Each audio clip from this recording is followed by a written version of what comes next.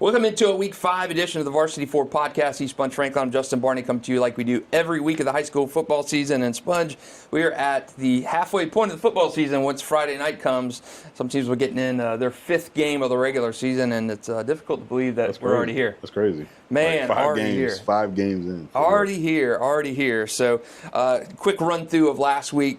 Some strange games to me. St. Augustine over Riverside, 47-41. Wow, I know Somorian and Julio Santiago didn't play, but they don't play defense. Right. Yeah, I mean, they scored like how they normally would score, when you almost get a 50 burger. But I was like, when I saw that score, I'm like, what is going on? Like, why is this game even close? Man, I was definitely shocked. I was shocked that they kind of let Riverside be in the game with them. Yeah, and Riverside's better than their winless record suggests, but they had scored 21 the week before, and very surprised that St. Augustine's defense had that much trouble. Bolles 36 donut over Bishop Kenny, not surprised in that one. Bolles bounced back after that St. Augustine loss and took care of business. Nease over Fletcher 22-6. C4's team did all right in that game. They did. And close for 3 quarters. That's kind of what, C4's, he's trying to get over that. He's trying to get that over the hump win. He's banged with guys like Nease and some of those teams, but he just hasn't got that signature win, I would say. And Nease has just been clicking along. Yeah. I mean, definitely a 22-6 game is, not a blowout in any fashion like how Nease had been doing teams like Lincoln and Creekside and those teams. But, what will it take for C4 and those guys to, to get that big win? I think they're still going to be fine as the rest of the season goes on. Because I honestly think Nease is one of the better teams in the area and the state. So let's see where both of those teams go. Obviously, Nease has a big game this week. But Seatric is doing a heck of a job out there. At the Kyle Drafts and the Panthers surging right along. Mandarin over Bradford 14-7, kind of like we expected, low-scoring game. I thought there was going to be a little more scoring from Mandarin. Yeah. I did. Honestly did. I mean, we know Bradford has their issues on offense. We know that they have a heck of a defense every Heck of a defense. Bryson Wright, the only 2 touchdowns in that game for Mandarin.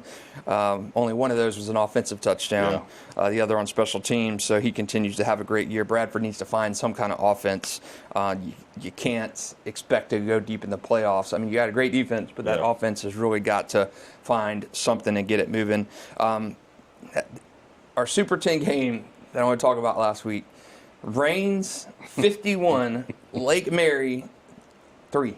Yeah. 51-3, and they're mad at you, man. I know. Hey, that Rains. They're mad at us. Yeah. Hey, Rains had not, and I'll preface this by saying, I said before, Rains, even last week, Rains may be the best team in the area by a long shot, but you couldn't tell from who they were playing. You played Sandalwood, which hasn't won since maybe the Reagan administration, and Trinity Christian 0-3. So you're unbelievable team, but you just had not had the competition to kind of prove it over. So, we saw that in our coaches' rankings. Rains was locked in at number 2. I had him at number 1 until St. Augustine beat Bolles. And then I flipped them just 1 and 2. I had Bolles 1. You had them 2 all season. So I just didn't see what I needed to see from Rains schedule-wise. And my point last week when you and I talked about this, I think they should be able, if the Mandarins, it's really ridiculous why Mandarin Rains don't play. Right. When you got a built-in state kind of contender here right in town, you don't play, but the coaches have the reasons. But it's ridiculous to have to schedule a Gateway Conference opponent that is like a Sandalwood, that does not... that's not on your level, and that's due to the Gateway's scheduling restriction where you got to play a certain amount of Gateway games. My point is, I know Rains would love to have a game, not against Sandalwood, but against another team, be it Mainland or Nease, whoever it is. They would like to have a more challenging opponent than having to play a Gateway game, and I really think that is a rule that kind of needs to be sunset, or at least not be as strict on it, because you don't learn anything by playing those games. You maybe ought to empty your bench and stuff, but Ed White playing Inglewood, I mean, come on, that's not some of these are district games, I understand, but you really don't need to be playing those games where there's really not a lot of competition, and disappointing. But no shot at Rains. They hadn't played anybody until last week, and you go down to Lake Mary and you put a 50 spot on them, 51-3. And this is not a Lake Mary team that's a lamb. This team played for a 7A state championship last year. and got a quarterback, a 4-star kid going to Notre Dame. So this is not just a team that you're going down and you're playing a scrimmage against. I mean, this is a good Lake Mary team. So I think that Range took umbrage with the score prediction I had, 34-31, and defense said you're 20 points off on that one. So man, what a game! I thought that is Range's toughest game until I'm gonna say the state semifinals. I don't think they're gonna have any difficulty until they're gonna walk that schedule. They're gonna walk, even in the regional rounds. I thought maybe the state, the regional final, but there's no way. I mean, Range is going to just march through even the regional round. Regional round, to me, generally, that regional final is where you really kind of get your first test of that. I don't think Range is going to be tested until the state semifinals, like last year against Booker. Yeah, so I would agree with that. Again, they're playing high-level defense. Obviously, they've shut down everybody. And, the first two opponents, again, were scrubs. But the offense, T.J. Cole and that receiving core, has just been lighting it up, man. They're good. The offense is clicking at a high level, and like I say, they're naming their number on offense, and they're shutting everything down on defense. I mean, I wanted to see Range play a good opponent and dominate them. They did. Hype is warranted to Range, and like I say, now what we're going to get is a lot of these scores that we just got these first 3 weeks. Yeah, they're going to beat everybody by 50, and now the question is, it's unfortunate for them. You're coming off that win. That's what I'm saying. And you go right into a bye week. Now you've had 2 bye weeks in the first month of the season. The Miami Central. I would love to see that Miami Central game. For sure. Who do they play next week? Oh man, I don't have the schedule in front of me. But it's again, they're clearly better than everybody on the schedule, and then some of those opponents they're outclassed. Yeah. And so, and then even like you said, even in the playoffs, those first 2 rounds, sometimes you're still even outclassed. Yep. They're just way better. So that's the whole double-edged sword of, you want to try to prepare your team to be in the heat of a battle, to have an adversity type of game. Yep. So you play a Miami Central week 1, so you can kind of, see where you're at. Get your levels to say, okay, we got a lot to work on because we're good, but we're not this good. You play Lake Mary now. That was Lake Mary's second loss, so we'll see where they go from there to see if they've kind of regressed and maybe they're not as good as a team as they were last year. No, that's just how it works. Sometimes you go from a state 7A runner-up to where the next year you lose 3 or 4 games and you're not as good as that team. It's the next year. Yep. So it's like all you can do is talk about this season's teams and this season's games. So, again, you want that battle test a little bit. So that's the only, caveat of not having a strong schedule. And again, it's no shot at Range for scheduling. You have to play a lot of these games because you have to play them. And then even those first and second round games, some of those teams aren't as good anyways. Yeah, and that's kind of how it is. But usually to me, the when you step up in competition in the playoffs, to me is regional final round. So the first 2 rounds you could have a duck. Yeah. And just kind of how the draw goes in some classes. But the regional final to me is always kind of that separator where you're playing maybe a number 2 seed, or even, if you're a number 2 seed, you're playing the 1 seed, maybe on the road. And that's kind of the first challenge you really have until that state semifinal. I think Range is going to sleepwalk through that. Yeah. I think they're that good. Just go through region. I think their first tough test will be state semifinals against whomever is there, and it could be a Miami team. Depending on where Range gets seated. So man, they look really, really good. Just methodically took Lake Mary apart and made a statement. So. Wow, they look really good. Okay, before we get into this week's games, couple different things. Our Super 10, I know they changed. I led with it last week on the Varsity 4 show. Range is my new number 1 team. I don't think there's any question about that. They wanted to. I wanted to see them play somebody good. They did play somebody good and just absolutely ran through them. St. Augustine, after that struggling game, they dropped to number 2 for me. I've got Oakleaf moving up to 3 this week over Bolles. No disrespect to Bolles, but I thought Oakleaf beating Hawthorne, that was a big win. A really good team, was a little more impressive. So Bolles going down to number 4 for me. Nease at 5. I want to move them up, but I just haven't had kind of the log jam in front of them. Nease at 5, Mandarin at 6, Columbia at 7, Ed White at 8, Bradford at 9, and I've got Beachside coming in at 10. Yeah, mine's pretty similar to that. And plus, the good part about this week, actually, a lot of those teams face. Exactly. Yeah. So we're going to be able to kind of next week's Super 10 should be kind of ironed up because, those teams are going to have to play. Yep. So somebody's going to win, somebody's going to lose. But yeah, I've got Reigns at 1, St. Aug at 2. I've got Nease at 3. Okay. Just because of, I think, their impressive start and their quality wins. I'll give them, I bumped them up to 3. Okay. Here's where Bolles Oakleaf is next in that line, and they play obviously this week. So it's like, who you got. Mm-hmm. And then I've got Mandarin, Ed White, Columbia, Bradford, and Beachside to round out the top 10. Oh, so all right. The backside is pretty comparable. Similar. Yeah, very similar. And like I say, there's, like you say, that log jam between 2 through 5, 6. Yep. Mandarin might be the best team out of those teams. Yeah. Or it could be Bolles, or it could be Oakleaf. So the good part about it is there's actually some of these games on the schedule, so we get to play it out. Yeah. And we do the new coaches rankings this year, and Reigns moved up to number 1 in our coaches rankings. I know they felt a little bit jilted there. They stated their case. They wanted to be number 1. Coaches overwhelmingly voted them number 1 this week. I think they had 16 first-place votes out of 22 coaches who voted. So Reigns number 1 in our coaches rankings, as well as my Super 10. St. Augustine number 2. Nease number 3 in the coaches rankings. Oakley 4. Bolles 5. Mandarin 6. Columbia 7, Ed White 8, Bradford 9, and Beachside 10. Yeah, so similar from the coaches' rankings and both Sponge and I. All right, before we look at this week's games, every year before the season begins, I hand out a survey to coaches and players before the season started, and I'm going to unveil it this week. But a couple of the things on the Thotia Sponge, ask players who the best players are, teams are, who they'd like to play that's not on their schedule. Who do you think players voted their top offensive player? I'd probably say Naeem Mason. All right. Maybe. Who's your next guess? I don't know if they'd give McKissick love at Oakleaf. I mean, he was one of the top quarter. TJ Cole, my bad. I forgot. All right. TJ is number 2. Okay. Naeem and Samorian Wingo tied for number 3. I was going to go Wingo, and that would be my next slot. Bryson Wright, number 1. So Bryson Wright voted by the players the number 1 offensive player in the area. He may even be a better defensive player than he is offensive player this year. TJ Cole was number 2 in the player voting. So Bryson had 20 out of 122 votes.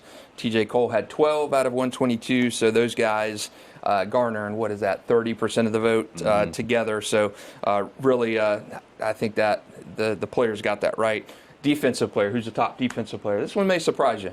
Yeah, I don't think it's Caldwell because he was your number 1 guy. So he's kind of like that undercover where you just don't know who he is. Who would be the number 1? Did Brody get any love? He was second. He was tied for 2. Okay. Who was number 1 then? All right, we got 2 guys, both from Reigns, tied at number 1. Sharif Jackson, Tony Williams, both tied for the number 1 Tony's defensive player. Yeah, I love. What's the DN's name? He's Butler. Oh, Troy Butler. Yeah, he might be the best guy on that defense. He may be the best guy on that defense. Yeah, Brown Tony as well. is a beast at line. He's been their jack, man. He's like their guy in the middle, and he gets a little love on offense too. Yeah, he does. Totes the rock a little bit on offense. He was doing that Ed White back in the day when he was at Ed White. Yep. And he's just a scrappy, he's gonna bust you in the mouth, and he's one of those old school guys that's gonna hit you. And that, like I say, that Reigns defense flies around. They're good. Yeah, Sharif was definitely he's been a lockdown corner. He had obviously a big pick 6 against Trinity a couple weeks ago. He was at Reigns, went to Mandarin, back to Reigns. Yep. So he's kind of the kids all know him. So he's one of my favorite players on that Reigns defense. He's really good. Again, he's a blue collar type guy. He's going to go to work. He's going to work really hard. He's going to try to outwork you, in the off season type stuff to get his craft right. And he's done a good job of all that. He is a heck of a player. He's a little undervalued to where you compare to like a Brody, right? To where Brody's got, all the big name offers. And he's more so he's more well known through the camp circuit and all that type of stuff. But all those guys are really good defensive players. So that's who the players voted as their top players in the area. I believe Brody Jonings was second on that list, maybe tied for second on that list. Very good defensive player. So Bryson Wright, top offensive player, voted on by his peers, and Tony Williams and Sharif Jackson, the top defensive players, as voted on by their peers. Top coach in the area, top team. Who do you think those are? top team would be it's going to be our teams. It'd be Reigns, All right, Mandarin. Reigns is the number one team in the eyes of the players. I would go Mandarin, St. Aug maybe, Bolles. Those guys are also in the mix too, but Reigns is the number one team. Yeah, I would say Reigns. Top coach.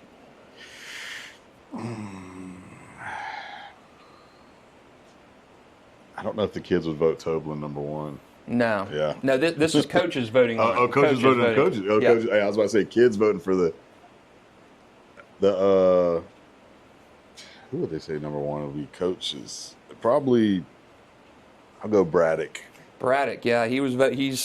He's the third time in a row that coaches have voted Brian Braddock number one. Tim Krause at Bishop Kenny number two. Verlin Dormady in there as D-Man's well. still getting some love. All right. Yeah, I mean, D-Man's a GOAT, baby. Come on now. Yeah, so Brian Braddock as third year in a row has been voted on by his peers as the number one coach. You can check out that full expanded survey. We got more questions in there that the kids answered on Thursday at newsforjacks.com. Okay, let's dive into this week's games. Kind of already talked about them a little bit in terms of the heavyweight kind of games. Some good ones this week. St. Augustine, Nease. There's good heavyweight games, but then the rest of the schedule is kind of black. very, very lean. The heavyweight game, St. Augustine and Nease. Yeah. I think such a good matchup this season. Nease was undefeated last year. That included an overtime win over St. Augustine. I believe it's 35-34. Yeah. Really good game. And then Bolles, Oakleaf, that's our Varsity 4 game of the week.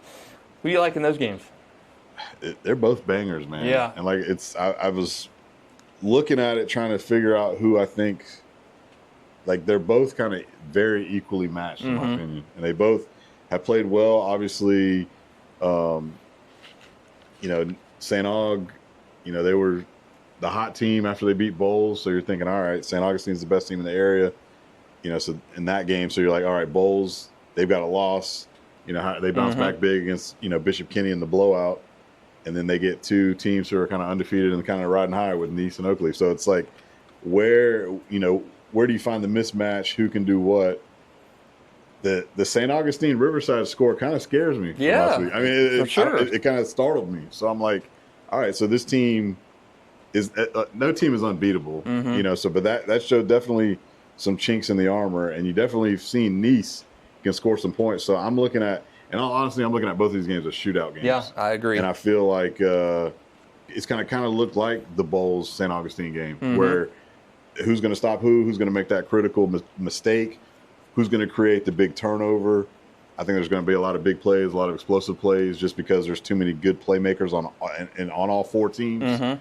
And so it's basically going to come down to, like I say, who doesn't make that critical mistake, because I think both games are going to be, like I say, shootouts and I think high scoring, but good ball games. Yeah, Bolles and Oakleaf last year was a shootout won by. I feel like it's going to be just like that again. Yeah, that was won a heck by of a game. Bolles. That was a heck of a game too. That was a great game. Bolles' Xander Edwards to me has been in the conversation as the best offensive player this year. He is very difficult to contain. He's good, and he's a big boy too. Running behind that line, he has looked good. He's probably on the short list at midseason in terms of offensive player of the year kind of guy. He's really good. You got to add T.J. Cole in there. You got to add Bryson in there. Although Bryson has been so good as an all-around guy. I mean, it's like 5 receiving touchdowns, 4 or 5 other touchdowns. When you're returning kicks or punts, and he's doing everything. Unreal kind of game. But yeah, the St. Augustine defense worries me in that game. St. Augustine has owned this series. I think a lot of Nease's wins in this series have come in back-to-back years, so will be interesting to see if Colin Drafts and the staff over there can scheme up a way to stop Brenton James. He's been fantastic at quarterback. Trendo Anderson kind of carried the load last week with no Santiago and Wego in that game, so he's been a really good player. Man, St. Augustine coaching staff is so good.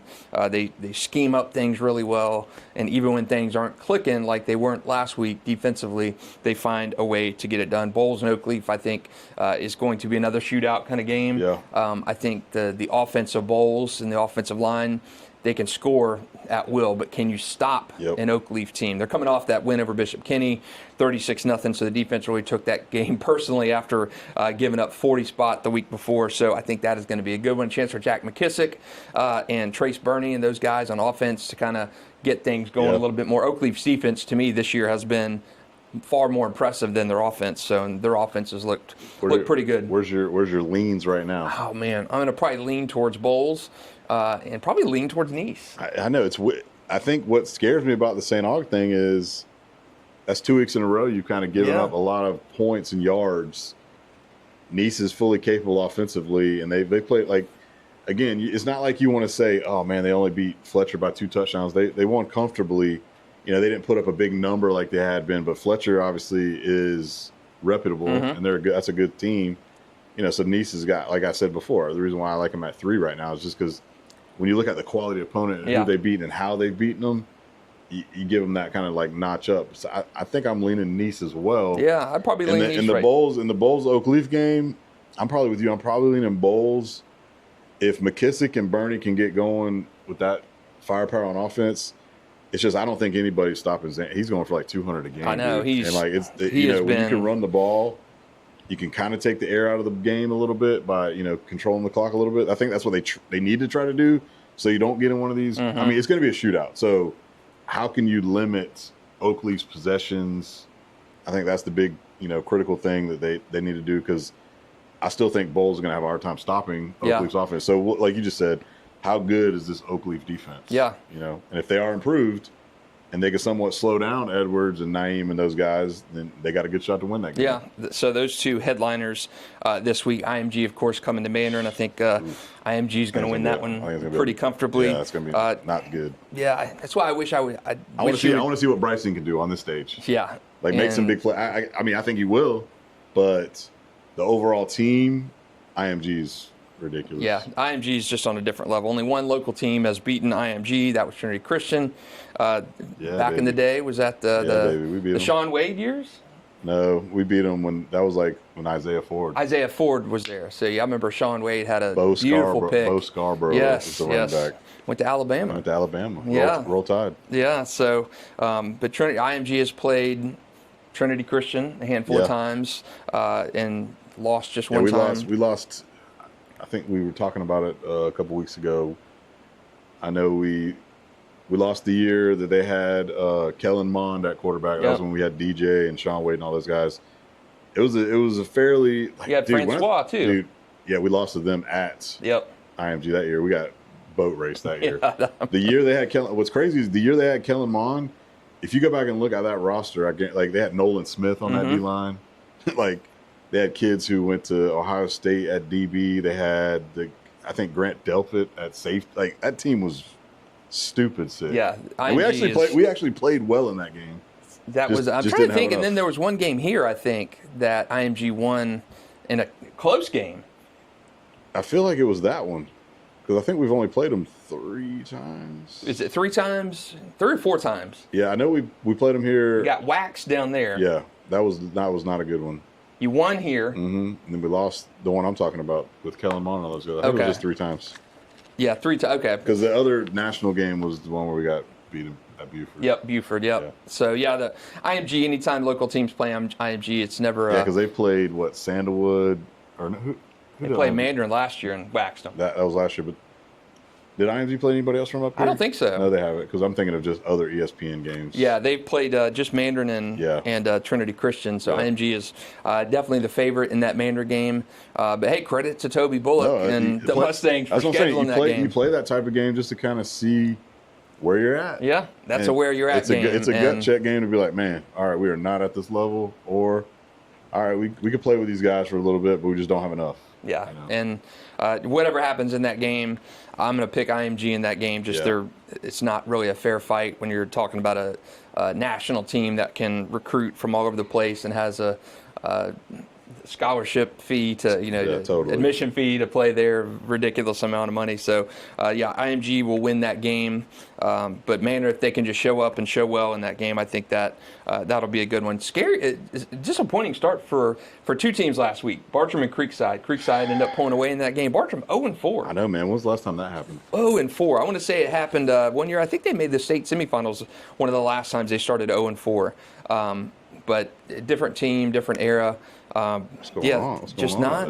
Offense is not shown up this year. I think just some inconsistencies for that team. They have Orange Park this week. They could probably get back on the winning path this week. Few others this week talked about briefly the great start in Nassau County this year. We got 70? Three teams. We got 3 teams down there that are all undefeated still. So Fernandina Beach, West Nassau, and Yulee are combined 14-0. West Nassau visits Yulee this Friday night. A great game. West Nassau won that game last year.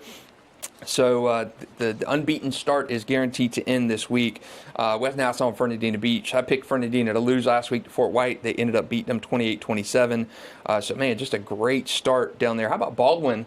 Undefeated as well, too. 4-0. Don Velvet, the best name in town. Baby, Donald Velvet. That's cuz. Yeah, they got Baker County this week. So Baker County's been kind of disappointing, too. Yeah, but I'm going to pick Baldwin in that game. Let's go. I keep disrespecting the Indians. I'm going to pick them this week to win. How about your Sandalwood boys? They actually played pretty well. They played well. And almost knocked off Atlantic Coast. It's going to happen for Sandalwood this year. I know. Hey, I said First Coast was going to play better, and they are. Yeah, so First Coast playing they better. beat Kiff and Wilson with a big win over Kiff last week, so they get in the win columns. In the win column. Another good one this week on the smaller classification, University Christian, Impact Christian, kind of a step-up game for Impact Christian. Yeah. They haven't played anybody, the competition that UC has played, so I think UC probably wins that game by a couple scores, but Elijah Caldwell-Hardy is a really good player for Impact Christian, so he's going to have a bullseye on him for that University Christian team. But, man, some good games in this area. Trinity Christian hosting Trinity Christian going out to play unbeaten Columbia. Columbia's had a remarkable start for Brian Allen. They're trying to get to 5-0. Trinity won this game last year in our game of the week. A really good game that came down to the finish. Alessandra heading out to Lake City to see that one. So get to chat with Brian Allen and hear from him after the game Friday night. But really good start in Lake City for the Tigers. Trinity Christian trying to win 2 in a row. Can they go out and win that one on the road? That's going to be a tough one for them. And then Columbia's got St. Augustine here soon, too. Yeah. No, like Columbia Trinity's always I'm glad that V-Man and Brian Allen always got that game on the schedule, because it was always, and even back in the day when we played that game, that was when both teams were really good, and there was some really good players on those teams. That's always it used to be a good classic matchup and banger. I like Trinity. Just like I said, they're just not playing well to come out the gate right now. They got problems, defensively. They're playing okay offensively, but they've had their struggles. So, can they get it right since they got a win last week? At least they got in the win column. Work some things out. But like Columbia's got a good D. Yeah, Columbia's really good. Obviously, who they play? Madison County 9-0. 9-0. But Madison anytime you win at Boot Hill that was another that's another game torment for me. Where it's like Madison County, Hawthorne, those guys. They're such good teams, and when you look at them, you say, "Oh, it's a rural team. They shouldn't even be playing." Man, Hawthorne is elite. Yeah. Oakleaf beat them last week, and Madison County, despite I would say they might be a little bit down from where they used to be, but again, it's just that's the area, so they're going to have their own kids. Yeah, they're not getting any influx of kids from any Madison big city. County is good. Yeah, good. Madison County is always tough, always good. They're going to bust you in the mouth. Yeah, and Columbia winning that game 9-0 has no bearing on Madison County's really good smaller school program. Sandalwood at Fletcher this week. I don't know if it will happen this week for Sandalwood. Fletcher's going to be C4, baby. Be ready to get back on track in that one. So I think this is one of Fletcher's better teams under Seatric Faison. But I think that'll wrap us up for a Week 5 edition, man. We're going to be talking halfway through. Can talk about more district races and playoffs and maybe our midseason players of the year next week. But man, Week 5, I cannot believe it is already here. On Friday night, you can watch our highlight show at 10:30 on Channel 4. We got a pregame show from our game of the week. Alessandra will be out there for that one, and then after that pregame show, you can go right into our Friday Night Lights on 4+ stream with me and Ryan the Hacker Green. We drop into some games, talk about things that are going on in the area, and a lot of good things coming to you on Friday night. For Sponge Frank, I'm Justin Barney. Thanks for listening.